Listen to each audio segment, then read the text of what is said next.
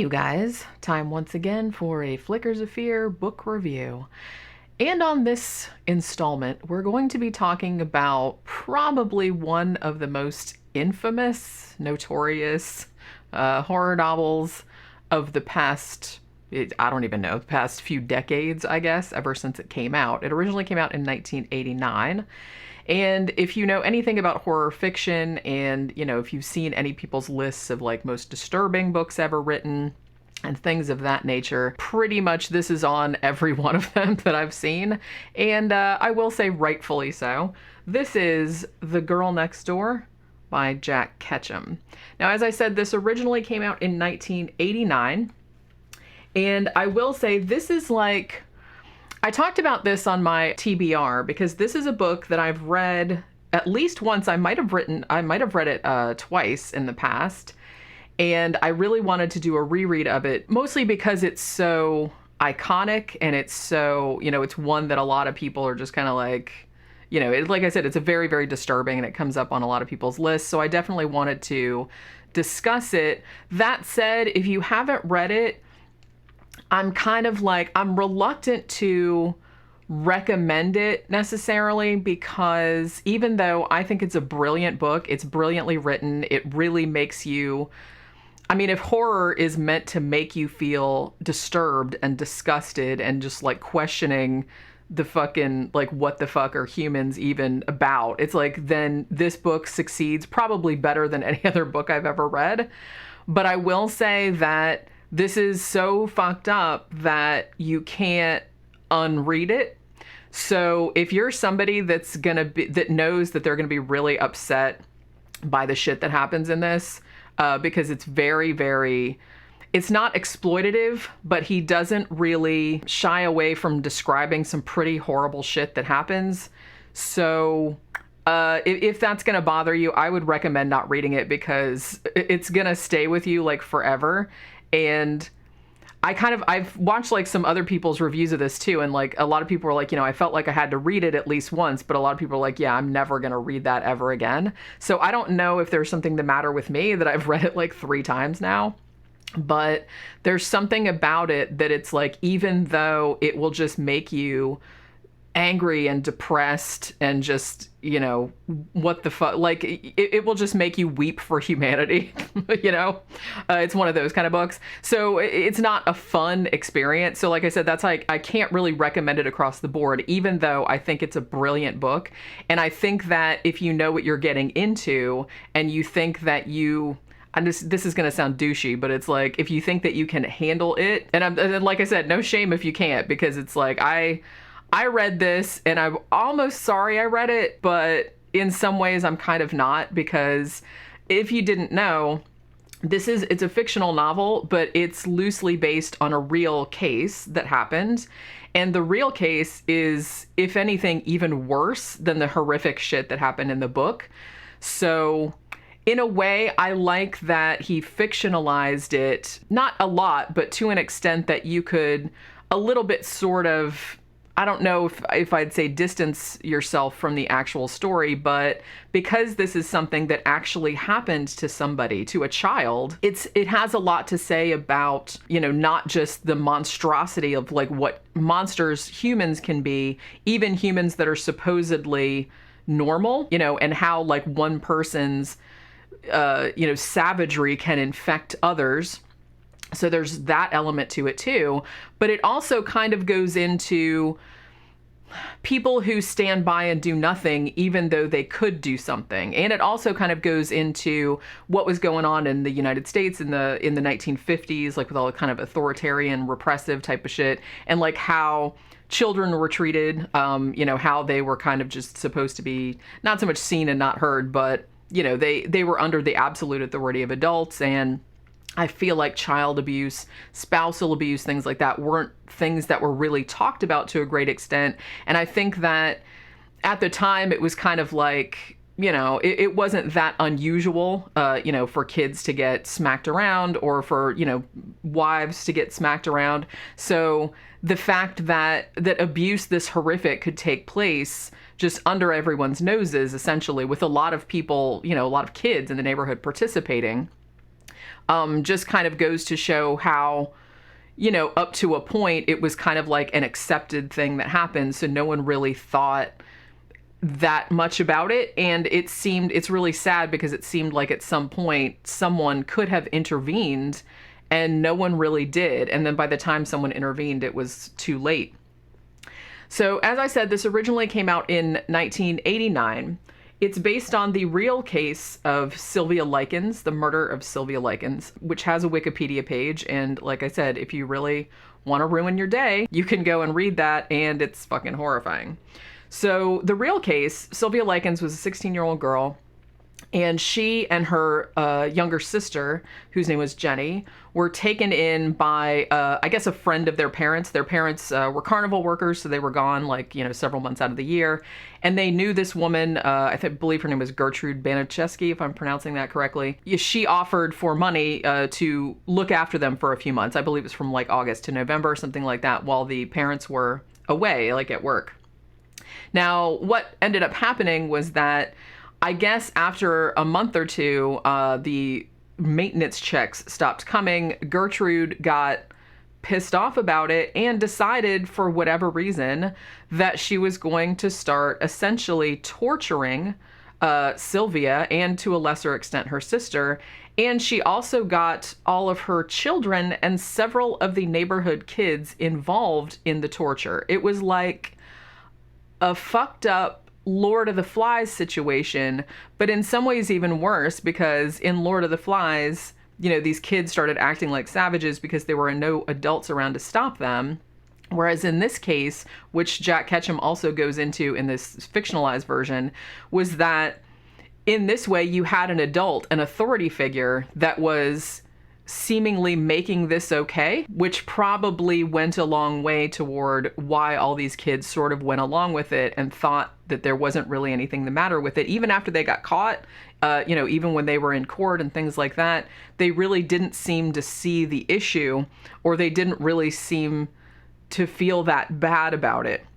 So the real story is a horrifying, horrifying story. This one is fictionalized, but it's loosely based on the real thing. So in the novel is actually told in the first person, and it's told from the point of view of a guy named David. Now, at the beginning of the book, he's kind of just talking about how he's been like financially successful in life, but, you know, he's on his third marriage now, and he's having like all these kind of other like emotional problems and things like that. And at which point he decides that he's going to write down something that happened to him back in 1958 when he was 12 years old, just to kind of like purge it out of, I guess, somehow, because he wants everybody to know. So I think it's interesting because even though the real case took place, the Sylvia Likens murder, that actually took place in Indiana in 1965. Jack Ketchum actually throws this back a few years, back to the 50s, and he says there's kind of a long sort of author's note in the back of this particular edition where he's talking about, why he did that, and like, he kind of talks about how he came to the story and things. And he says that, I wanted to set it at a time like when I was around this age, and he doesn't say it outright, but like I said, it's kind of implicit, and it's interesting that he said it back in the 50s instead of the mid 60s because of the, the inherent sort of authoritarian, like I said, sort of thing where, kids just, they did what adults said. That was just what you did back then. And so that kind of like feeds into this story and like what he wanted to say about this character. So the character of David, we go back and he's recalling 1958 when he was 12 years old. Now, he lives on this dead-end street. His parents are sort of, they don't go a lot into his parents or, their relationship, but you can tell it's very distant. It's very broken. The dad has had a lot of affairs, and, there's some maybe implied, like maybe a little bit of spousal abuse in there too. But David doesn't really, he doesn't really feel that great an attachment to them. But there's kind of a thing, and I think the beginning of the book, it takes a while before the actual like horrific shit starts happening.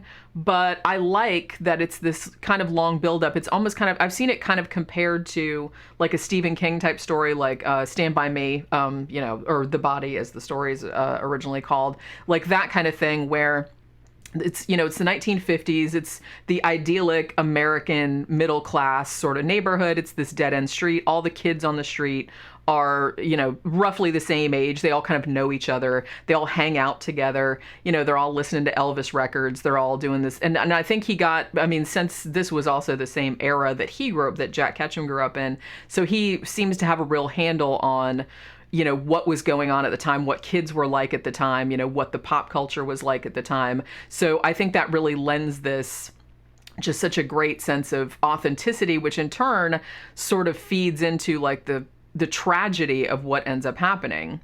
So he lives in this house. Next door is a single mother named Ruth Chandler and her 3 sons. Now, in real life, Gertrude had, I believe, 7 children, and they weren't all boys. Some of them were girls as well, and the girls also participated in the torture. But in this one, it's all boys.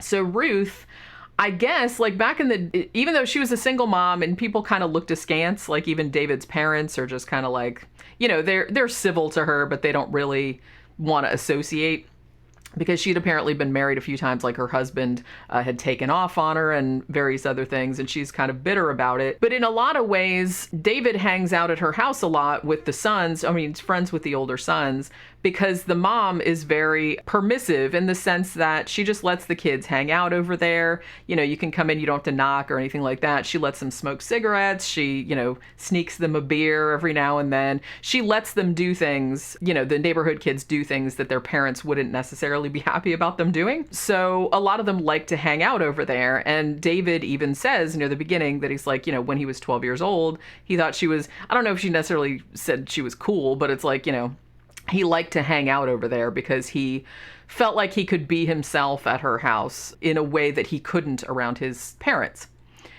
So shortly after, you know, this whole kind of establishing scene, you have the arrival of a 14-year-old girl named Meg and her sister, whose name is Susan. Now, like I said, in real life, the 2 sisters, their parents were still alive, but the parents were working and they just like left them with a family friend, essentially. In the book, Meg and Susan's parents are killed in a car accident in which both sisters are wounded, although Meg only has some scars on her arms. Susan is pretty much, she can walk, but only with crutches. And she has braces on her legs. So, yeah, so she was pretty messed up in the accident. And as I said, both of their parents were killed, at which point they are sent to live with Ruth Chandler, who is sort of like an aunt or like a distant relative. So she is kind of like related to them. So I guess like the state puts the sisters in the care of Ruth because she's the only living relative of the parents. So David first meets Meg in sort of this idyllic, you know, situation where he's out at this brook where they all used to play and he's catching crayfish or whatever. And she comes and she's a couple years older. She's 14, he's 12. But, you know, she's really good at catching crayfish and he's impressed and he talks about how pretty she is. So it's almost kind of like they're setting it up at first. Like Meg is like his first crush, I guess. Like he thinks she's really pretty and he thinks she's really cool. And then he finds out that it's like she's just moved in with Ruth and the boys next door. And so he's very excited about that because he's like, oh, I'll be seeing her all the time. And, you know, we can all hang out together and it'll be really awesome. So for a time, it kind of goes like that. And there's like some scenes near the beginning, like I said, which are really good because knowing how this story goes, it's like the more that you get these little scenes of them just like kind of sweet, like he takes her on the Ferris wheel at the carnival and they're kind of like talking and, you know, just like sweet scenes like that. This kind of like knowing how the story goes, it just makes it all the more heartbreaking because you just know that this is like the last time that this girl is going to be happy. And it's just, I don't know, this book, like I said, this is a soul-crushing book, okay? So I'm just telling you that right now. And I know that some people would not want to read this, and I do not blame them at all. Because like I said, if you read this and then you know that it's based on a real case, it's gonna bum you out. It's just gonna make you feel like And I know that some people don't want to read something that makes them feel like that. And like I said, I don't blame them whatsoever. But I will say that I think the reason that I've read this book 2 or 3 times now at this point is just because, yes, it's soul crushing, but it's also very powerful, and I kind of like this exploration of this moral gray area, particularly in the character of David, who, as I said, sort of as things go on in the book, like he knows what's happening, but he doesn't really do anything. And having things from his point of view is really interesting because you can kind of like see, well, like what's going on in his head and stuff like that. And you're like, well, if I was a kid during this time period, what would I have done? Would I have told somebody? Would I have told a cop? Would I have told my parents? Would anything have happened? And in a way, like you can kind of feel sorry for him because, as I said, in that cultural context, even if he had told, how helpful would it have been? Because there were some things that transpire in the book where people did like tell a cop or something like that, but nothing really got done because they're just kind of like, oh, she probably had it coming or something like that. Because like I said, people smacked kids around back then and no one really thought that much about it. So everyone probably just thought she was making a big deal out of nothing. But I like the exploration in this of his complicity and his guilt about standing by, even though David doesn't participate in the abuse directly. He does watch it, and he does admit that sometimes he felt, aroused by it or excited by the prospect that, this is allowed now, even though initially he had a crush on her and actually liked her as a person and was like sympathetic, empathetic even.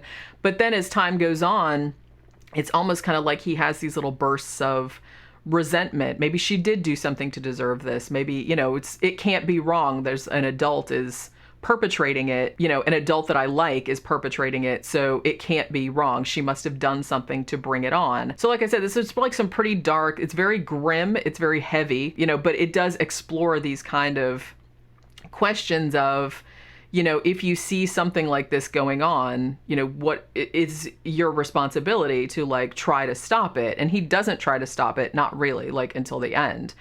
So as it goes on, like I said, at first, Ruth decides that she doesn't particularly like Meg. Now, they don't really go into, because you're not seeing this from the character of Ruth's point of view, but you do kind of get a sense that Ruth is kind of like, she seems to me like a self-hating woman. Like, I guess because maybe, and like I said, this is an implication and this may not have been Jack Ketchum's intent, but I kind of feel like maybe in her upbringing, she was kind of taught a particular thing about women because she says things about other women. Oh, women are just sluts. That's all they're good for is just to get, fucked over and used and then left behind.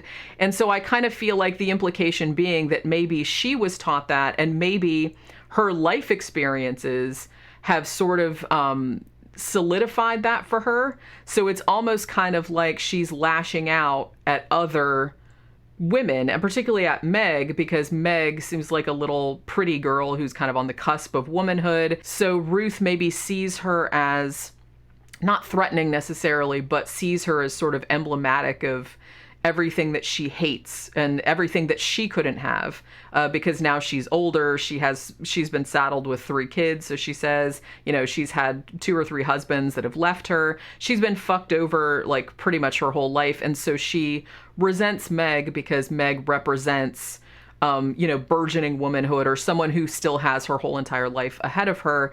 And so she decides that she's going to punish her that way. There's also, it's not even an implication, it's actually said outright that Ruth gets a sexual charge out of torturing Meg. And also, it comes out later that she's also sexually abusing Susan, the little crippled girl. So that comes out as well. Even though Susan doesn't get as much abuse, she still gets a lot of abuse as well. So there's that. And she's also used as a bargaining chip for, if Meg won't do what Ruth or the other kids want her to do, then she'll say, oh, well, we're going to take it out on Susan. And Susan can't run away because she can hardly walk. So, as I said, it kind of goes to the point where at first it's just kind of like teasing or, but very mean-spirited teasing toward Meg, where it's like, calling her a slut, saying she's fat, that type of stuff, and then like kind of doing things like tickling her and then like grabbing her boob or like, shit like that, which, like I said, it's bad, but at first it doesn't really seem like anything egregious, at least, considering how far it gets later. Now, as it goes on, the abuse kind of gets worse and worse.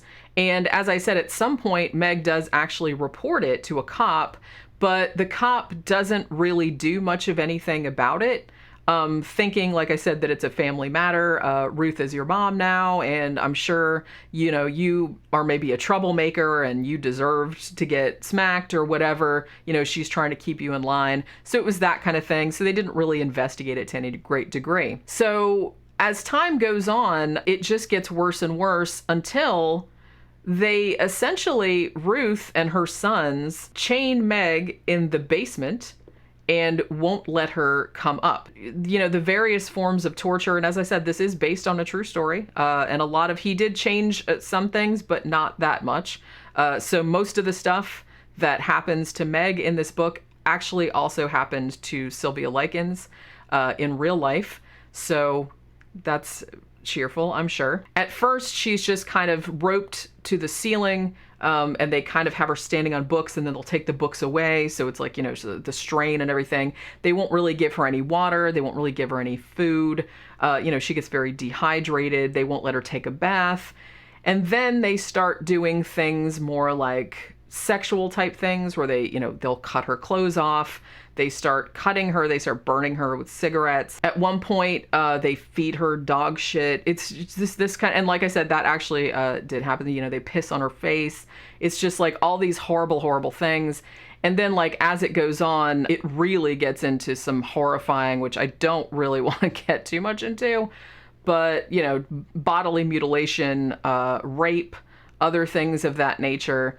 And it's not just Ruth at this point kind of participating. It's also her 3 sons, and it's also some of the neighborhood kids, because now it's become sort of like, it almost becomes sort of like a thing where, let's all go over to the Chandler house and go down to the basement and just do whatever we want to this girl that they have chained there, because, like I said, because an adult is supervising it, even though she's clearly insane. That gives them license to pretty much do whatever they want to her. At this point, she's just like a thing to them, like a plaything.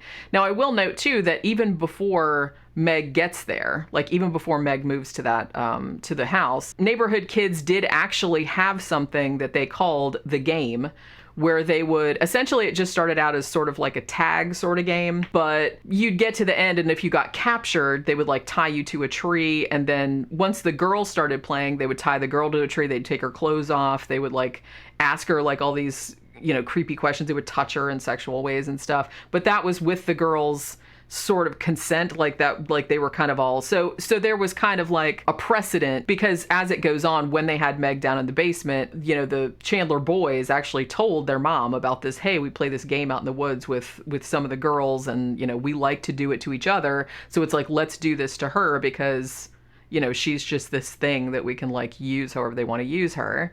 So yeah, so like I said, you can probably imagine like where this is going. The outcome of the book is kind of the same, in the sense of what happens to Meg, in the sense of what happens to Susan, the sisters. But the outcome of the book is actually a little bit more satisfying than what happened in real life. I will say that. I don't really want to spoil it. So like I said, if you really, really don't want to read about horrific child abuse portrayed in a very realistic and quite graphic way, children doing other abuse on other children while adults are like supervising or looking on and also participating. If that does not sound like something that you want to read, then please do not read this, because it's one of those books that will definitely stick with you for a very long time and will make you kind of question your own I don't know, like question your own, like, what would you have done if you were in David's situation? Because like I said, David for a long time, even though he knows what's going on over there, and even though he never, as I said, directly participates in the abuse, because he still, to a small extent, still sees her as a person, but he does kind of wrestle with the fact that he was excited by it, and that he also kind of is still wrestling with the fact that all of this guilt that he had for not really doing anything. And really, he did do something in the end, but by that time it was kind of too late. And the damage had already been done.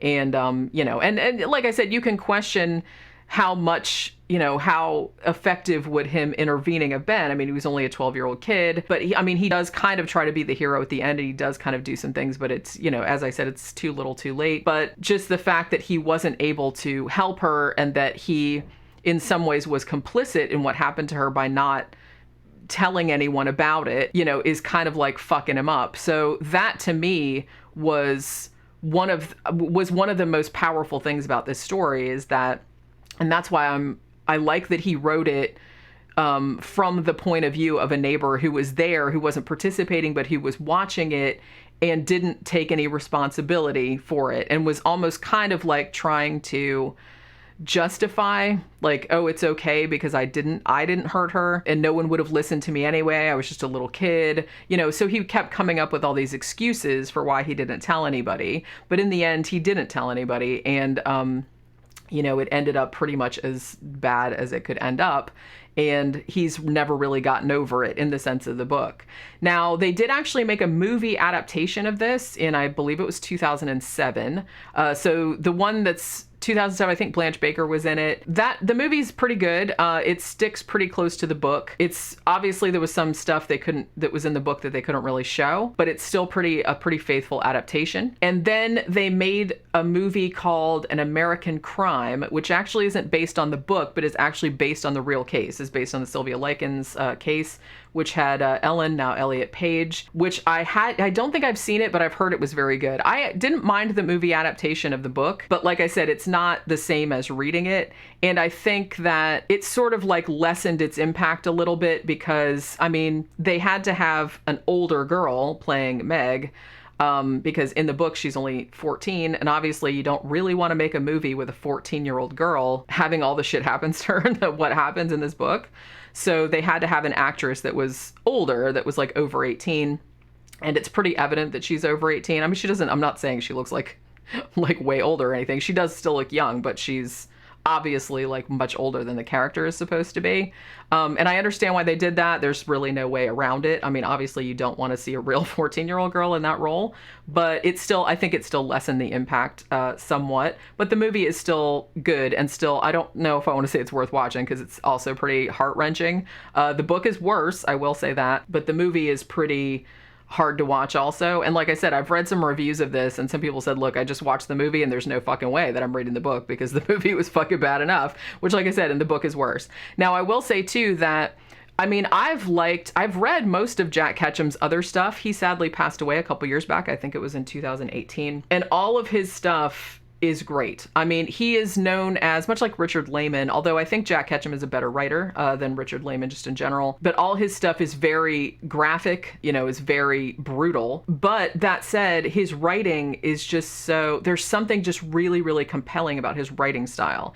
It's very to the point. He doesn't, it's not flowery at all. It's not, and in this book in particular, I think that really goes a long way toward selling, not only like making this a book that you want to put down because it's so fucking horrible what's happening, but also you can't put it down because his writing is just so, you know, it's just so powerful. Just these kind of short sentences, and just the way that he just lays everything out like straightforwardly and everything like that just makes it even more horrible, because, you know, this is what happened, and he's just like putting it in your face, so you can't really get away from it. You can't really like turn away from it. So I think in a way, like I said, I've read pretty much all of his books, I think. Off Season is also great, which is about cannibals. You know, it wasn't based on a true story. It's more like a regular horror. But his whole thing is he's fascinated by human monsters more than supernatural monsters. He wants to delve into, you know, the darkest side of the human psyche and sort of just bring it up and show it to you and say, this is what, this is what your fellow humans are capable of given, the situation at hand. And I think that can be the most disturbing kind of horror. So, I mean, easily, this is one of the most disturbing books I've ever read. And from looking at the reviews, most people agree that, I mean, if you are really not into disturbing real shit, because like I said, it's fictionalized, but not that much. So if you really don't want to like, confront this fucking story about what happened to this poor fucking child and her sister too, to a slightly lesser extent, it's just, I mean, like I said, it's not a fun time. It's not an enjoyable book. That's why I'm saying that it's like really hard for me to recommend it to somebody, because I don't want to like recommend it to somebody and be like, thanks, I'm like fucking traumatized for life now. But if you're in the right, if you know what you're getting into and you just want to kind of read a thing about, where you just go into the darkest fucking corners of human savagery and read about something like that and people's reaction to it, then I think it's actually a brilliant piece of writing. And it's actually one of my favorite books. I know it's a fucked up thing to say because this is a very fucked up book, but the violence in it, though, is not exploitative. It's not the same as, watching like a fun, gory horror movie. It's like, watching, people's heads get chopped off and stuff like that. I mean, that's just, yes, that really happens and stuff like that. But in horror fiction, that's usually like fantasy. It's kind of like just, it's fun. It's like a fantasy fulfillment type of thing. This one is a whole other, this book is a whole other kettle of fish. It's really not, it's not written, the violence is not written in there to titillate anyone. It's not put in there to excite anyone. It's put in there to disgust you at how horrible and how horrific and how savage humans can be. So that said, like I said, it's not a fun read. It's very grim, but I really do. It really is one of my favorite books of all time. And that's why I wanted to do a review of it, even though, as I said, I just can't recommend it across the board because it's just a horrific book. But I love it in a weird way, but it's one that you really want to like space out. If you're going to read it more than once, I would like put along, because it's really one that it kind of like wears you out emotionally. I will say that too. But yeah, so if you think, like I said, if you think that like it's not gonna like fucking give you trauma for life, which like I said, if you do think that, that's totally fine. I'm not saying anything. But yeah, this is Jack Ketchum, The Girl Next Door. This is the cover. I bought this one back in the early 2000s, I want to say. There was one that came out, I think the original paperback. I just wanted to mention this because I've seen another edition of this, which I think was like the older edition, because this one's not that old. But one of the original edition of this, which I think was from Warner Publications or whatever, it was kind of one of those 80s paperback originals where they had these really like cheesy ass covers. This one had a cover of a skeleton in a like a 50s cheerleader outfit, like with the saddle shoes and the pom-poms and everything, which I thought was like so fucking bizarre. Because if you saw that cover and then you read the book, you'd be like, what the fuck? The cover doesn't have anything to do with anything. And the cover just really kind of like, I don't usually get offended by like cover art or anything, but that I was just like, that totally like cheapened the whole fucking book. That looked like some kind of cheesy, like some cheesy 80s slasher type of artwork, which it wouldn't bother me if it was that kind of book, but it's totally not. So I don't know like whoever designed that cover, I don't know what the fuck they were thinking, but every time I see it, I'm just kind of like, I just shake my fucking head. I'm like, what the hell? Like a fucking cheerleading skeleton. What the fuck does that have to do with like vicious and horrible child abuse that's based on a true crime? I have no idea. But if anybody knows like what, like, who made that fucking executive decision, I'd really like to know, because what the hell, man, what were you smoking? I don't know. But anyway, yeah, so Jack Ketchum, The Girl Next Door. I would like, honestly, I really love Jack Ketchum's work. Like I said, it's brutal, it's vicious. If you're in the mood for it, if you know what to expect, then his writing is actually very powerful. So I would recommend it, in that regard. But otherwise, buyer beware, I guess I'm gonna say. But yeah, that'll do it for this Tomes of Terror, and I will see you guys on the next one. Bye.